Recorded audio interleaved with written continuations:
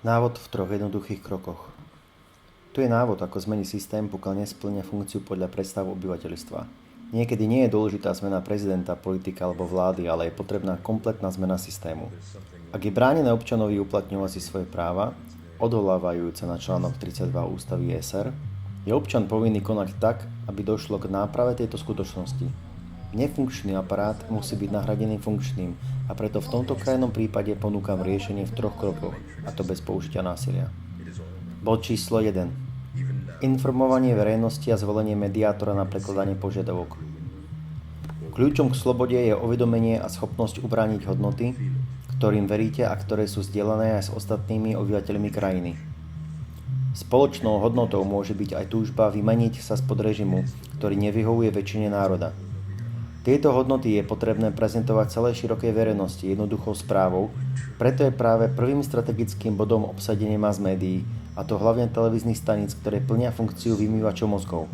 Niektoré médiá sú zneužívané politikmi na dezinformovanie verejnosti a vytváranie falošnej verejnej mienky o snahe časti verejnosti.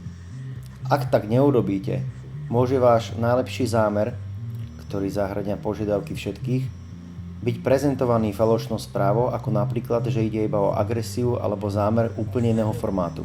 Je to prirodzená obrana systému, preto tok informácií musí byť ovládaný verejnosťou a k verejným účelom a nie úzkou skupinou. Inak povedané, musí byť zabránené rozširovaniu dezinformácií. Pokiaľ je situácia nezvládnutelná a ľudia sú zatlačení do kúta, nemajú totiž na výber a musia konať, keďže už nie je kam ustupovať. Otázkou je, kde je hranica zatlačenia do kúta, čiže hranica ústupu. Takúto hranicu si určujú totiž samotní ľudia. Dnešnou krízou je totiž kríza vedomia, avšak uprostred tmy sa rodí najväčšia túžba po svetle, i keď u každého národa je to iné. Každopádne, nespokojnosť je ten najväčší motivátor a v takom prípade majú ľudia väčšiu motiváciu zjednocovať sa a prispôsobovať sa vzájomne, aj keď nezdieľajú vo všetkom úplne spoločné názory. Tu ide o vyššiu úroveň spoločenského cieľa. K tomuto kroku prichádza národ rýchlo, postačí iba spúšťací moment a dôveryhodného mediátora, ktorý vykonáva a prezentuje požiadavky a záujmy verejnosti. Tento človek je iba služobníkom národa a jeho úlohou je iba interpretovať spoločné záujmy, pričom nesmie konať na vlastnú päsť. Môže iba vykonávať kroky odsúhlasené verejnosťou. Táto osoba nemusí byť všeho znalec, ale musí mať schopnosť organizovať a spájať ľudí rôznych charakterov so spoločným záujmom. Táto osoba musí mať verejne známe morálne hodnoty, autoritu a dôveru verejnosti, ktorú zastupuje a predstavuje. Bod číslo 2. Prevzatie svojich zamestnancov späť do rúk zamestnávateľov, čiže prevzatie ozbrojených zložiek platených z daní verejnosti späť do rúk verejnosti. Začiatkom postoja k akémukoľvek vyjednávaniu je nátlak alebo schopnosť niečo ponúknuť ako protihodnotu. Najlepšia je kombinácia obidvoch bodov. Príklad. Pokiaľ sa zablokujú všetky strategické komunikácie, odstaví celoštátna správa, zablokujú úrady a všetky inštitúcie, ochromí sa tým celková prevádzka štátu. Ľudia nepôjdu do práce a vyhlásia celoštátny štrajk. Je nevyhnutné ochromiť prílev finančných prostriedkov, aby nemohli byť následne zneužité jednotlivcami systému proti samotnej verejnosti. Tu je potrebné, aby firmy nezaplatili dane až do prijatia požiadavek verejnosti, preto je najlepším obdobím na zmenu systému mesiac v roku, v ktorom sa dane platia. Tým sa vyvinie celkový nátlak. Schopnosť ponúkanej protihodnoty tak bude ukončenie štrajku po vyhovení požiadaviek a odstúpení vlády, čiže systému. Pritom nie je potrebný žiaden iný nátlak a násilie. Aj polícia a armáda, ktorú môžu jednotlivci zneužiť na vlastné ciele, musí byť predsa z niečoho prevádzkovaná a zásobovaná. Pokiaľ nebude schopná polícia a armáda sa prevádzkovať a zásobovať a nebude financovaná, bude nútená ukončiť svoju aktivitu a ustúpi. Bod číslo 3. Prevzatie nefunkčného systému a zavedenie systému funkčného podľa požiadaviek verejnosti. Schopnosť prevziať moc musí byť spojená s dopredu naplánovanou schopnosťou vymeniť všetky strategické funkcie a obsadiť ich verejnosťou. Jediný model, ktorý zabezpečí to, že výmena systému sa nestane znova nefunkčnou a po zámene sa krajina nedostane späť na začiatok, je model úradníckej vlády a priamej demokracie. Slovo demokracia pochádza z gréckych slov demos, čiže ľud, a kratia, čiže vláda. Inak povedané, systém musí garantovať vládu ľudu a nie vládu jednotlivcov.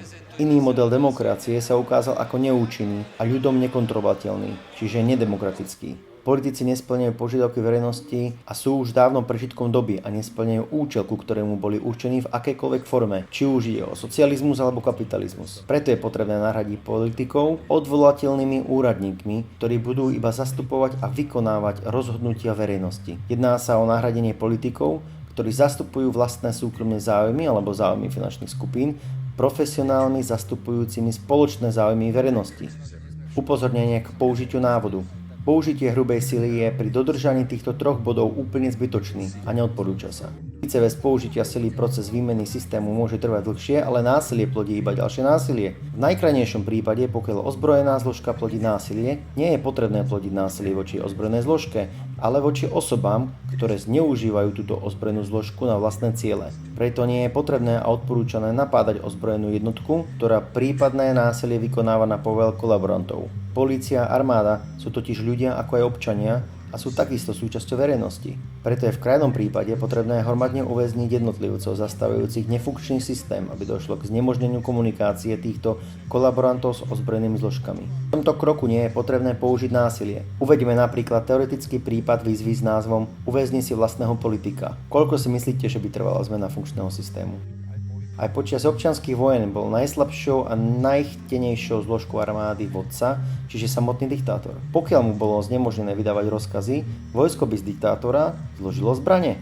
Samozrejme, toto je posledná možnosť, pokiaľ 3 predošlé možnosti uvedené v návode zlyhajú, alebo je potrebné konať vo veľkej časovej tiesni. Každý inteligentný občan dnes vidí, že napríklad súčasný systém vykorisťovania väčšiny obyvateľstva skolabuje. A je potrebné napomôcť jeho nenásilnej transformácii, pokiaľ je ešte čo zachraňovať, pokiaľ ešte vlastne existuje Slovensko.